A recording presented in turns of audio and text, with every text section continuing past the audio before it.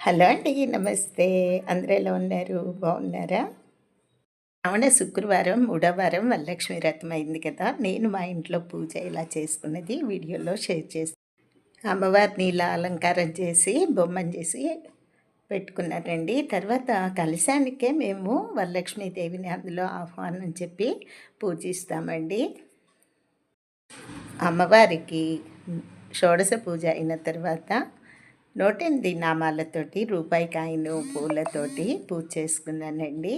పూజ అష్టోత్తరంలో అష్టోత్తర శతనామావళిలో ఒక్కొక్క నామానికి ఒక్కొక్క రూపాయి కాయిన్ పెట్టి నేను పూజ చేసుకున్నానండి అమ్మవారికి. తర్వాత తోర పూజ కూడా ఉంటుందండి. 9 పోగులు పోసి 9 ముళ్ళు వేసి అమ్మవారికి తోర గ్రంథి పూజ. గ్రంథి అంటే ముడి అండి. పూజ చేసుకోవాలి, తోరం కట్టుకోవాలి. ఒకటి అమ్మవారికి వేసి ఒకటి మనం కూడా దానికి ఒక మంత్రం ఉంటుందండి. మంత్రం ఉండి కుడి చేతికే కట్టుకోవాలి. మనం ఒకటి కూడా కట్టుకోవాలండి. కథ మొత్తము కట్టుకొని కథంతా వినాలి. లక్ష్మీనారాయణ దేవత ప్రీత్యర్థే తోరగంధిం పూజయామి. కమలాలయాయ నమః. ప్రథమగంధిం పూజయామి. రమాయ నమః. ద్వితీయగంధం సమర్పయామి. లోకమాత్రే వర్తతే గంధం పూజయామి. విశ్వజనన్యే నమః.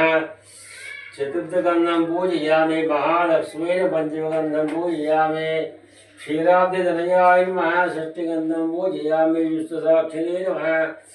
సప్తమగంధం పూజయామి. చంద్ర సహోదర్యాయ నమః. అష్టమగంధం పూజయామి. హరివల్లభాయ నమః. నవమి గంధం పూజయామి.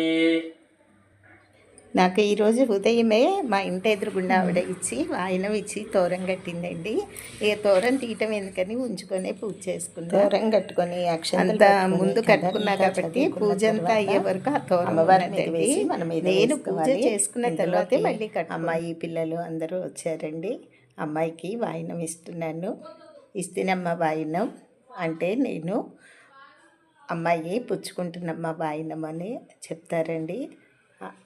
సాక్షాత్ మహాలక్ష్మిగా మనం భావించి అలంకారం అంతా చేసి చీర, జాకెట్టు, పళ్ళు, పసుపు, కుంకుమ, పూర్ణాలు 9 శనగలు వాయనం ఇస్తామండి. ఆ తర్వాత భోజనం పెడతాము.